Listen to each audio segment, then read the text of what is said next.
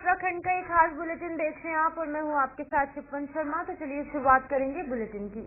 हरिद्वार में एक नाबालिग हॉकी खिलाड़ी से रेप का मामला सामने आया, जहां पर हॉकी खिलाड़ी ने अपने कोच पर रेप का आरोप लगाया है। इस मामले में कोच को गिरफ्तार कर जेल भेज दिया गया। इसके बाद प्रदेश की खेल मंत्री रेखा आर्य नाबालिग खिलाड़ी से मिलने पहुंची और इस मौके पर खेल मंत्री रेखा आर्य ने कहा कि बच्ची और उसके अभिभावकों से मुलाकात हुई है। उस कोच के खिलाफ विभाग की तरफ से कड़ा एक्शन लिया गया है, उसकी नियुक्ति को निरस्त कर दिया गया है।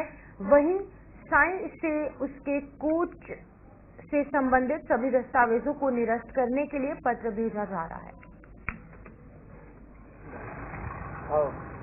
अभी मेरी बच्ची से मुलाकात हुई और उसके साथ जो वार्ता हुई है, उनके अभिभावक के साथ में वार्ता हुई है और किस प्रकार से उस कोच की एक्टिविटीज रही हैं, ये सारी बातें उस बालिका ने बताने का भी काम किया है।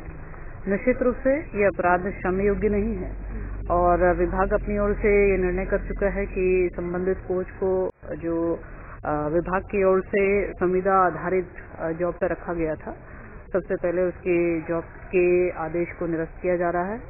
इसके साथ ही मैं समझती हूँ कि शायद हो सकता है कि देश का पहला ऐसा उदाहरण होगा जो एक्शन जो है, मैं स्पोर्ट्स मिनिस्टर होने के नाते भी और इस प्रकार के अपराध के विरुद्ध एक्शन लेने के नाते भी और एक बच्ची की भावनाओं को समझते हुए भी और अन्य बच्चों के साथ ऐसा न हो, इसका संदेश देने के लिए भी मैं संबंधित कोच के विरुद्ध साई में एक रिक्वेस्ट लेटर देने को हूँ, जहाँ पर उसके संबंधित जो प्रमाण पत्र एज ए कोच के रूप में प्राधिकरण निर्गत करता है, उसको निरस्त किया जाए। इसका एक अनुरोध पत्र मैं अपनी ओर से भेजने को भेजूंगी। वहीं उच्च और तकनीकी शिक्षा सचिव डॉक्टर रंजीत कुमार सिन्हा इन दिनों कुमाऊं भ्रमण पर हैं। इसी क्रम में सोबन सिंह जीना यूनिवर्सिटी पहुंचे, जहां उन्होंने कुलपति और वीवी के वरिष्ठ अधिकारियों के साथ बैठक की और यूनिवर्सिटी की प्रशासनिक और एकेडमिक गतिविधियों की जानकारी ली। इस दौरान छात्र नेताओं ने कर्मचारी संगठनों ने सचिव का स्वागत किया और उन्हें ज्ञापन देकर विश्वविद्यालय से जुड़ी समस्याओं से अवगत करवाया। इसके बाद सचिव ने यूनिवर्सिटी के कैंपस का निरीक्षण किया और व्यवस्थाएं जो वहां पर दी गई हैं उनकी समीक्षा भी की और अधिकारियों और जो यहाँ पर अन्य लोग हैं उनके आवश्यक दिशा निर्देश भी दिए गए। डॉक्टर सिन्हा ने कहा कि वीवी और उसके चारों कैंपस में मूलभूत सुविधा तथा अन्य समस्याएं बड़ी चुनौती है। इस सभी चुनौतियों पर काम किया जाएगा और सोबन सिंह जीना यूनिवर्सिटी को राष्ट्रीय स्तर तक के विश्वविद्यालयों की श्रेणी में लाने के प्रयास किए जाएंगे। हैं जिसके आज चर्चा हुई है, पहले भी हुई थी, आज और भी विस्तार में विस्तृत रूप से चर्चा हुई है। चाहे शिक्षकों की कमी हो, चाहे इंफ्रास्ट्रक्चर में गैप हो, चाहे अन्य सुविधाओं की दिक्कत हो, सब पे हमने बात किया है। बजट में वृद्धि करवाई है और भी हमारे बजट फाइनल करवाने से पहले उस पर भी चर्चा करेंगे और कितना इसको बढ़ाया जा सकता है, क्योंकि 3 कैंपस कॉलेज है और एक यूनिवर्सिटी का अपना कैंपस है। 4 कैंपस है, चारों को हमको एक लेवल पे लेकर आना है, एक विकास के विकसित करना है। बड़ा चैलेंज है, कमी है, लेकिन एक अपॉर्चुनिटी है कि हम नए यूनिवर्सिटी को इसको और अच्छे तरीके से हम बना सकते हैं, जो कि बहुत रेयर ओकेजन होता है कि एक स्क्रैच से एक यूनिवर्सिटी हम खड़ा कर रहे हैं। एक अपॉर्चुनिटी है, इसको हम इस अपॉर्चुनिटी को अच्छे से इसका उपयोग करते हुए एक यूनिवर्सिटी को एक राष्ट्रीय स्तर के यूनिवर्सिटी के रूप में बनाने की कोशिश करेंगे। मंत्री जी नहीं मुझे भेजा यहाँ पर, खुद देखिए क्या समस्याएं बच्चों। वहीं चमोली जिले में 38वें राष्ट्रीय खेलों के प्रचार कैंटर वैन को जिलाधिकारी संदीप तिवारी ने कलेक्ट्रेट परिसर से ब्लॉकों को अलग अलग जगहों से ब्लॉकों के लिए रवाना किया। राष्ट्रीय खेलों के शुभंकर मौली के गोपेश्वर मुख्यालय पहुंचने पर जोरदार स्वागत किया गया। बता दें, शुभंकर मौली 8 जनवरी तक चमोली जिले में सभी ब्लॉकों के प्रमुख स्थानों और शहर की मुख्य सड़कों और बाजार में घूमकर लोगों को राष्ट्रीय खेल से जुड़ने के लिए प्रेरित करेगा। जिलाधिकारी संदीप तिवारी ने बताया कि 9 जनवरी को 38वें राष्ट्रीय खेलों की मशाल बागेश्वर से होते हुए ग्वालदम से जनपद चमोली पहुंचेगी। गोपेश्वर में 10 जनवरी को मशाल रैली और पुलिस मैदान में भव्य पांडवा शो का आयोजन किया जाएगा।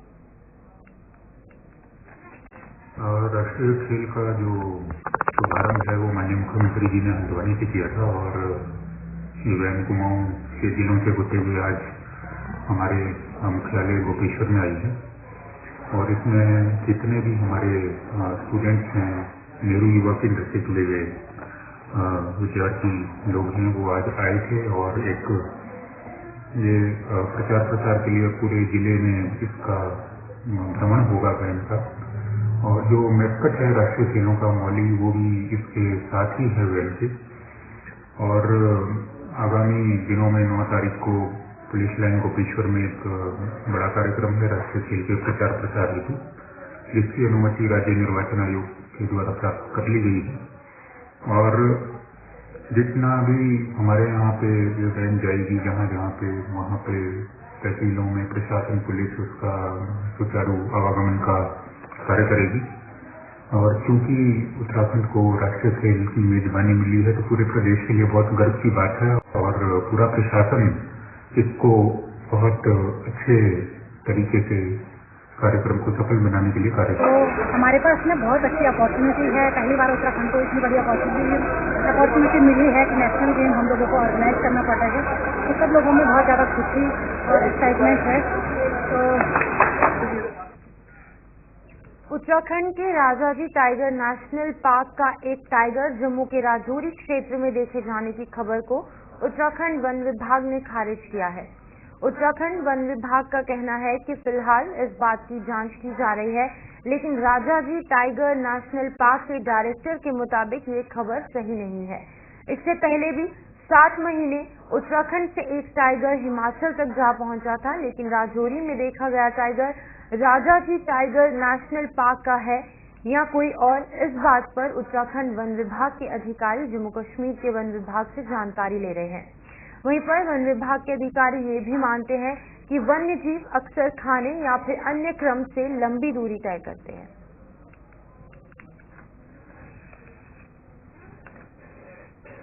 बिल्कुल जांच कर रहे हैं, हमारा संज्ञान में ये चीज आ रखा है। हमने जम्मू कश्मीर काउंटर पार्ट से बात भी हमारा डायरेक्टर राजा जी कर रहे हैं और इसके बाद फिर हमको जो डिटेल पता चलेगा हमको बताएंगे, क्योंकि टाइगर का संख्या बढ़ने के साथ साथ ही उन्होंने न्यू टेरिटोरी चाहते हैं, वो लॉन्ग रेंज एनिमल होते हैं। तो हमको अभी उसका अगर कोई फोटोग्राफ होता है ना ट्रैप कैमरा का, तो अभी जम्मू कश्मीर हमारे काउंटर पार्ट के साथ हमारा डायरेक्टर राजा जी लगातार संपर्क में है। तो जैसे जैसे इसके बारे में कोई भी खबर मिलेगा तो हम आपको बताएंगे। उसी का भी हमारे पास डिटेल है कोंडा साहिब वाला टाइगर, और हमने उसको देखते हैं कि अगर वो वहाँ पर माइग्रेट कर दिया होगा तो इसके बारे में हमने पूरा स्टडी करा है और एक्सट्रीमली सीरियस उसके बारे में। और जैसे वहाँ से कोई लीड मिलेगा तो हमारे जो फोटोग्राफ है तो उसके साथ मिलान करके हम इसके बारे में बताएंगे कि वो बिल्कुल गया था। हिमाचल प्रदेश के साथ भी हमारा तालमेल भी रहा है ना। हमने ये देखना चाहते हैं कि ये टाइगर हिमाचल प्रदेश पहुंचा तो वो टाइगर है या कोई दूसरा है, उसके बारे में हम देखेंगे। जो फोटोग्राफ आए हैं उसको भी देखेंगे कि वो हाँ बिल्कुल, उसको भी परीक्षण किया जाएगा, क्योंकि इससे पहले आप जानते होंगे कि ये हमारा जिस जगह पे टाइगर कभी दिखता नहीं था, हाई रिचेस ऑफ हिमालयस में, वहां भी टाइगर हमारा पहुंच चुका है, क्योंकि उनका भी एक नैसर्गिक वासस्थल होता है। लेकिन समय के अनुसार जब टाइगर का संख्या कम हुआ तो उन्होंने हमारा तराई या भावर एरिया में वो रह गए। लेकिन अच्छे मैनेजमेंट की वजह से जो उनका संख्या में बढ़ोतरी हो रहा है तो नेचुरली उन्होंने न्यू टेरिटोरीज जाने के लिए करते हैं, और उनके लिए राज्य का कोई सीमा तो उनको पता नहीं है। जहां उनको लगता है कि वहां पर उन्होंने अपना वासस्थल बना सकते हैं तो वो तो स्वतंत्र है, वो तो जा सकते हैं। वहीं केदार घाटी के सीमांत क्षेत्रों को संचार सुविधा मुहैया करवाने के उद्देश्य से लगे संचार निगम के मोबाइल टावरों की संचार सेवाएं शुरू न होने से मोबाइल टावर शोपीस बने हुए हैं तथा संचार युग में भी सीमांत गांव के ग्रामीण संचार सुविधा से वंचित है। केदार घाटी के सीमांत गांव के ग्रामीणों को संचार सुविधा मुहैया करवाने के उद्देश्य से पूर्व सांसद तीरथ सिंह रावत के अथक प्रयासों से संचार निगम द्वारा केदार घाटी के सीमांत क्षेत्रों में मोबाइल टावर लगाए गए थे, लेकिन आज तक मोबाइल टावरों की संचार सेवा शुरू न होने से मोबाइल टावर शोपीस बने हुए हैं। 22 सितंबर को मुख्यमंत्री पुष्कर सिंह धामी द्वारा ग्रामीणों को 2 महीने में संचार सेवा शुरू होने का आश्वासन दिया गया था, लेकिन 2 महीने से अधिक समय गुजर जाने के बाद भी मोबाइल टावरों की संचार सेवा शुरू नहीं होने से सीमांत गांव के ग्रामीण संचार युग में संचार सेवा से वंचित है। अल्मोड़ा में मेयर सीट के लिए पहली बार होने जा रहे चुनाव में भारतीय जनता पार्टी और कांग्रेस दोनों पार्टियों ने पूरी ताकत झोंक दी है। बीजेपी ने अपने कर्मठ कार्यकर्ता अजय वर्मा को चुनावी मैदान में उतारा है। पार्टी प्रत्याशी के समर्थन में भारतीय जनता पार्टी ने मुख्य बाजार में पदयात्रा निकाली, जिसमें कि केंद्रीय राज्य मंत्री और स्थानीय सांसद अजय टम्टा ने शिरकत की। इस दौरान बीजेपी प्रदेश उपाध्यक्ष और पूर्व विधायक कैलाश शर्मा भी पदयात्रा में मौजूद है। बीजेपी कैंडिडेट अजय वर्मा और अन्य नेताओं ने व्यापारियों से पार्टी के पक्ष में वोट करने की अपील की। इस दौरान केंद्रीय राज्य मंत्री अजय टम्टा ने कहा कि पार्टी प्रत्याशी के समर्थन में उमड़े जन सैलाब से ये साफ हो चुका है कि भारतीय जनता पार्टी कैंडिडेट की जीत तय है। उन्होंने अल्मोड़ा और पिथौरागढ़ पालिका का उच्चीकरण कर नगर निगम बनाने पर सरकार का आभार व्यक्त किया। जिस प्रकार का वातावरण पहली बार इस अल्मोड़ा नगर के मेयर चुनाव में मैं देख रहा हूं, ऐतिहासिक है और मैं केंद्र सरकार और राज्य सरकार को बहुत धन्यवाद देना चाहता हूं कि हमारे इस अल्मोड़ा नगर, जो कि सबसे पुरानी नगर पालिका के रूप में पूरे देश में जिसकी पहचान थी, मेरे संसदीय क्षेत्र के अंदर अल्मोड़ा और पिथौरागढ़ 2 मेयर सीट हैं। इस मेयर सीट में पहली बार भारतीय जनता पार्टी के अजय वर्मा जी, जो बहुत सरल, सौम्य, मृदुभाषी हैं और साथ ही इस नगर की समस्याओं से लगातार मिलते जुलते रहते हैं, केंद्र और राज्य सरकार के आने वाले समय में जो मेयर के रूप में जो बजट इस नगर को मिलेगा, उसका पूरा सदुपयोग हमारे अजय भाई मेयर बनने के बाद करेंगे और यहाँ की सभी सुख सुविधाओं को ध्यान में रखते हुए आगे के कार्यक्रमों को करेंगे। ये जन सैलाब मुझे लगता है कि एक ऐतिहासिक जीत की तरफ जा रहा है। मुझे सबसे पहले अपने संगठन को धन्यवाद करना चाहता हूं और अपनी देश की जनता को हाथ जोड़ के प्रणाम कर रहा हूं कि वास्तव में मुझे इतनी खुशी है कि मुझे मेरे अपने देवतुल्य कार्यकर्ताओं का और जो देवतुल्य जनता का जो आशीर्वाद मिल रहा है, मुझे पूरी आशा है कि जो हमारी प्रदेश में, केंद्र में हमारी सरकार है, उसका लाभ इस अल्मोड़ा नगर को अवश्य मिलेगा। और मैं ये वचन दे रहा हूं कि मैं ईमानदारी के साथ कार्य करूंगा और इस अल्मोड़ा नगर को, जो ऐतिहासिक नगर के नाम से जाना जाता है, इस शहर को आगे ले जाने के लिए कोई भी कमी नहीं छोड़ूंगा, ये मेरा वचन है। छत्तीसगढ़ कैबिनेट मंत्री सौरभ बहुगुणा ने सुभाष चौक पहुंचकर भारतीय जनता पार्टी कार्यालय का विधि विधान से शुभारंभ किया। नगर पंचायत अध्यक्ष के चुनाव पद हेतु दावेदार भारतीय जनता पार्टी प्रत्याशी विश्वजीत हालदर के नेतृत्व में कैबिनेट मंत्री ने डोर टू डोर लोगों से संपर्क किया। भाजपा अध्यक्ष प्रत्याशी के पक्ष में लोगों से वोट डालने की अपील की। बता दें कि सुभाष चौक रोड पर अपने चुनावी कार्यालय का पूरा विधि विधान से शुभारंभ कर चुनाव प्रचार प्रारंभ कर दिया, जिस हेतु भारतीय जनता पार्टी कार्यकर्ताओं ने घर घर जाकर भाजपा प्रत्याशी विश्वजीत हालदर के समर्थन में चुनाव प्रचार कर जनता का समर्थन मांगा। वहीं भारतीय जनता पार्टी के प्रत्याशी विश्वजीत हालदर के द्वारा नगर क्षेत्र में भ्रमण करने के दौरान जगह जगह स्थानीय निवासियों द्वारा उनकी अपनी समस्या से अवगत कराने के साथ साथ उन्हें पूर्ण समर्थन देने का वादा भी किया गया। सर्वप्रथम तो मैं भारतीय जनता पार्टी के क्षेत्र नेतृत्व का बहुत बहुत धन्यवाद करता हूँ, आभार व्यक्त करता हूँ, जिन्होंने आज हमारे साधारण कार्यकर्ताओं पर भरोसा किया। मुझे भारतीय जनता पार्टी से चुनाव लड़ने का सौभाग्य प्राप्त हुआ। आज माननीय मंत्री सौरभ बहुगुणा जी द्वारा आज कार्यालय का उद्घाटन हुआ और हम सभी जो है आज दमखम से चुनाव को लड़ेंगे और जीतेंगे और बहुत ही भारी मतों। वहीं नगर पंचायत लालकुआं से भारतीय जनता पार्टी के अध्यक्ष पद के उम्मीदवार प्रेमनाथ पंडित का चुनाव प्रचार तूफानी रफ्तार से चल रहा है। वो जहां भी जा रहे हैं, मतदाताओं द्वारा उनका जोरदार स्वागत कर उन्हें बम्पर वोटों से जिताने की बात कही जा रही है। सोमवार को भारतीय जनता पार्टी के अध्यक्ष पद के उम्मीदवार प्रेमनाथ पंडित ने भारतीय जनता पार्टी पदाधिकारियों और कार्यकर्ताओं के साथ लालकुआं के मुख्य बाजार सहित कई वार्डों में जनसंपर्क किया। इस दौरान उन्हें भारी जन समर्थन प्राप्त हुआ। वहीं भारतीय जनता पार्टी उम्मीदवार प्रेमनाथ पंडित ने कहा कि लालकुआं नगर पंचायत के साथ साथ प्रदेश भर में कमल खिलेगा और विकास के लिए जनता भारतीय जनता पार्टी को मजबूत करेगी। भारतीय जनता पार्टी की जो कमल की जो फूल हुआ है, आज कमल का फूल पूरा राज्य में, पूरा देश में, प्रदेश में सब में गुजरा है। भारतीय जनता पार्टी इसके स्तर पर 4 कदम सीमा पे है। सत्ता का आगे मतलब क्या करना है, कार्यक्रम क्या होंगे, हर कार्यकर्ता की अपनी ड्यूटी लगी, हर कार्यकर्ता का बड़ा एक काम है। तो इसलिए हमारा प्रचार अभियान हमेशा इस तरह रहता है कि कहीं कोई ये वंचित ना रह जाए, कोई हमारे से हम उनसे मिलने से वंचित ना रह जाए। इसलिए हमारा प्रयास होता है कि हर व्यक्ति, हर कार्यकर्ता हमारा हर व्यक्ति के पास पहुंचे, हर मतदाता के पास पहुंचे। सम्मानित मतदाता पूरा हमें सम्मान दे रहा है, पूरा हमारा आज तय कर दिया है कि हमारी जीत पंडित। निकाय चुनाव को देखते हुए कोटद्वार में कांग्रेस एक्टिव मोड में आ चुकी है, जिसमें कि कांग्रेस मेयर प्रत्याशी रंजना रावत का चुनाव कार्यालय का उद्घाटन हो गया है। कार्यालय उद्घाटन के मौके पर भारी संख्या में कांग्रेस कार्यकर्ता मौजूद रहे। वहीं इस दौरान मेयर प्रत्याशी रंजना रावत ने कहा कि कांग्रेस की पहले ही चुनाव जीतने की रणनीति बन चुकी है कि हमें हर घर में जाकर प्रचार करना है और कांग्रेस को जिताना है।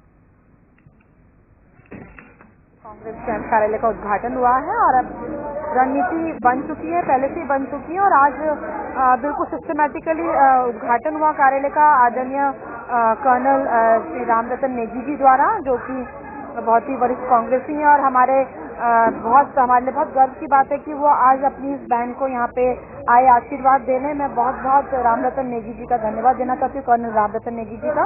उनके ही चरण कमलों से यहाँ पे उद्घाटन हुआ और हम लोग की रणनीति यही है कि हम लोग प्रत्येक वार्ड में घर घर जाकर प्रचार करना है। हमने छोटी छोटी शॉर्ट मीटिंग्स लेनी है, कहीं बड़ी मीटिंग होगी, लेकिन मेरा फोकस रहेगा कि मैं प्रत्येक व्यक्ति तक पहुँचूँ और प्रचार प्रसार करूँ। नगर निगम चुनाव को लेकर कांग्रेस पार्टी द्वारा विधिवत जो हमारे अध्यक्ष प्रत्याशी रंजना रावत जी हैं, उनके कार्यालय का शुभारंभ किया गया और इसी कार्यालय से तमाम चुनाव की गतिविधियां संचालित की जाएंगी। नगर निकाय चुनाव को लेकर जहां सभी पार्टियों के प्रत्याशियों ने कमर कस ली है और चुनाव प्रचार में जुट गए हैं, वहीं आपको बता दें कि विकासनगर वार्ड नंबर 7 में भारतीय जनता पार्टी की प्रत्याशी मनीषा सिरोहिया के द्वारा चुनावी कार्यालय का उद्घाटन किया गया। इस उद्घाटन कार्यक्रम में भारतीय जनता पार्टी के मंडल अध्यक्ष और भाजपा के नेता सुरेंद्र मित्तल प्रदीप सोनी भी मौजूद रहे। इस दौरान प्रत्याशी और भारतीय जनता पार्टी के नेताओं के द्वारा चुनाव को लेकर मंथन किया गया। यही रीजन लेके जा रही हूँ, जो जनता की समस्या है मैं उनका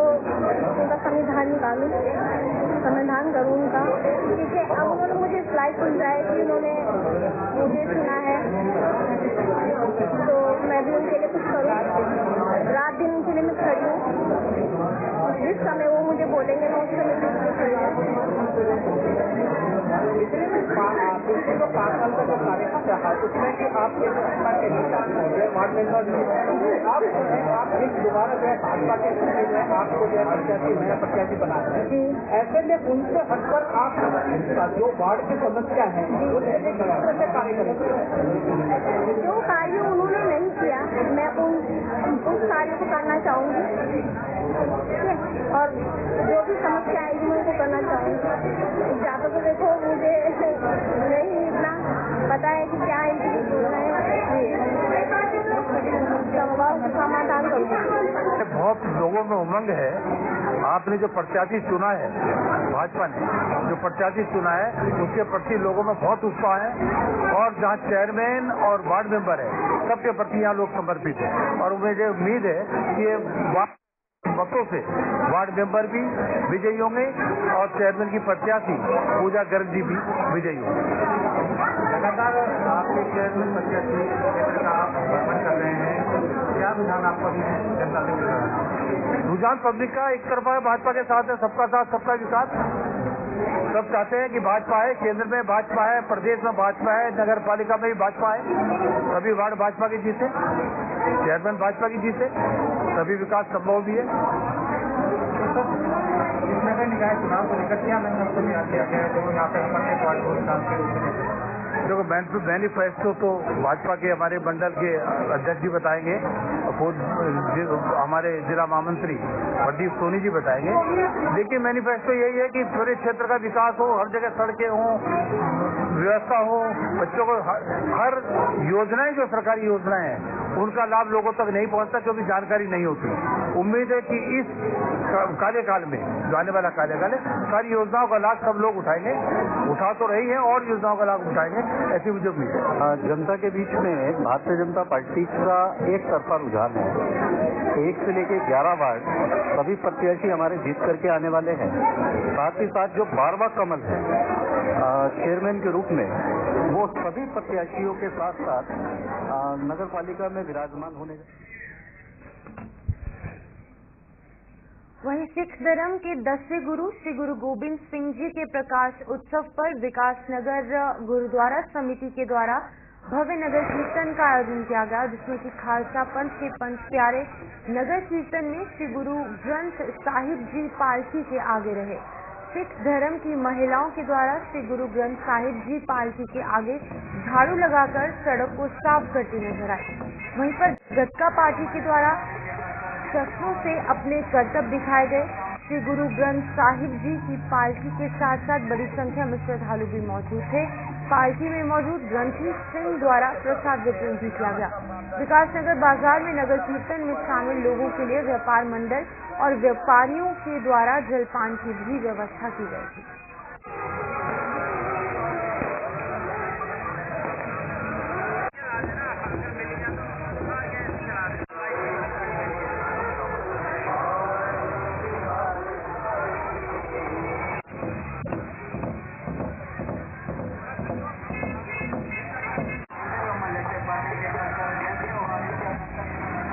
आज श्री गुरु गोविंद सिंह महाराज जी का जो 358वां प्रकाश पर्व मनाया जा रहा है, जिसे मनाने के लिए गुरुद्वारा प्रबंधक कमेटी विकासनगर, गुरुद्वारा प्रबंधक कमेटी अजीतनगर और जितनी भी विकासनगर तहसील की सारी प्रबंधक कमेटियां हैं, सारी मिलकर इस प्रकाश पर्व को मना रही हैं। और इस प्रकाश पर्व की खुशी में आज सबसे पहले सिंह सभा विकासनगर में अखंड पाठ साहिब जी का भोग पड़ा, उसके बाद शब्द कीर्तन हुआ, गुरु का लंगर बरता और 1 बजे के आसपास गुरुद्वारा श्री गुरु सिंह सभा अजीतनगर से गुरु गोविंद सिंह महाराज जी के प्रकाश पर्व की खुशी के अंदर नगर कीर्तन का आयोजन हुआ। और ये नगर कीर्तन पूरे विकासनगर शहर में भ्रमण करके गुरुद्वारा श्री गुरु सिंह सभा विकासनगर में संपन्न होगा और सारी ही संगत इस प्रकाश पर्व की खुशी के अंदर इस नगर कीर्तन में शामिल हो रही है। आपका नाम? गुरजीत। तो चलिए उत्तराखंड बुलेटिन में फिलहाल इतना ही। दीजिए इजाजत और आप बने रहे गुलिस्तान न्यूज के साथ।